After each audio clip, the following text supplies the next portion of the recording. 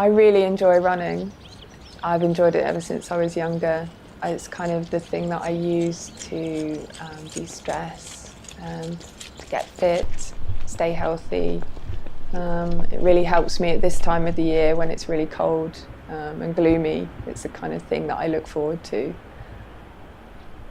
I was first prescribed benzodiazepines when I was at uni. I was in the last year, about to take my exams, and I became very, very anxious, as most students do in the last year of their exams. I stopped sleeping for about a week, and I was very worried about what was going on with me. I thought maybe I was getting ill or something was happening to me. So I went to the doctor, as you do, and I told him about this anxiety that I was having, and so he prescribed me a month's worth of lorazepam. After a while, I became so unwell after taking the lorazepam, that I stopped seeing friends, I stopped eating, I stopped feeding myself, I stopped washing. I kind of felt one day that I should just stop taking them because it's no good to keep taking all these tablets. So I didn't know anything about the effects of stopping suddenly. I didn't know anything about withdrawal. So by this point I was on 60 milligrams of diazepam and I stopped cold turkey. It was probably one of the worst decisions I've ever made. After I went cold turkey, I couldn't eat, I couldn't swallow. I was so anxious all of the time. I was staying with my mum at the time, and I walked around constantly asking her, am I going to die? By the end of the second week, I was unable to sit down.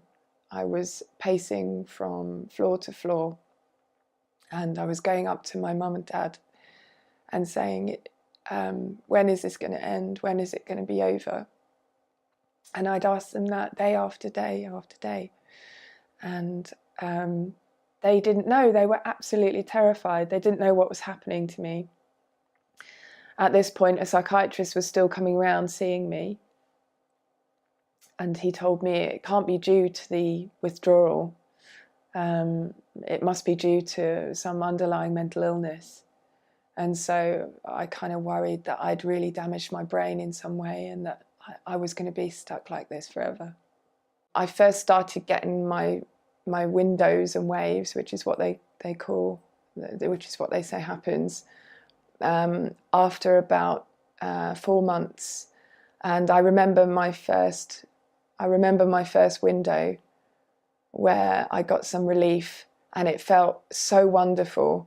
And I'd forgotten actually what it felt like to not have anxiety, to not be crippled with depression, to be able to get out of bed. And it was very short-lived, but it reminded me that that could be a possibility again in the future. So it took between 8 and 9 months after I stopped cold turkey from diazepam to feel any better at all. I still suffer with some anxiety that I didn't have before I started taking benzos. And I still have the ringing in my ears, which has never kind of gone away. The insomnia is still a problem, but I can definitely say that things are very much improved. So my future plans at the moment are to become a forensic psychologist. Psychology really interests me because I've been through my own experiences, and I'd really like to go on to kind of help people in distress.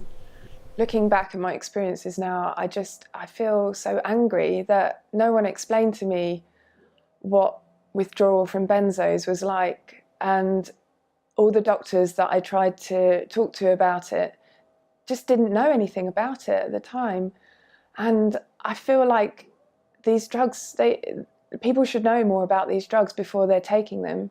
I feel like I would never have taken them had I known what lay ahead of me.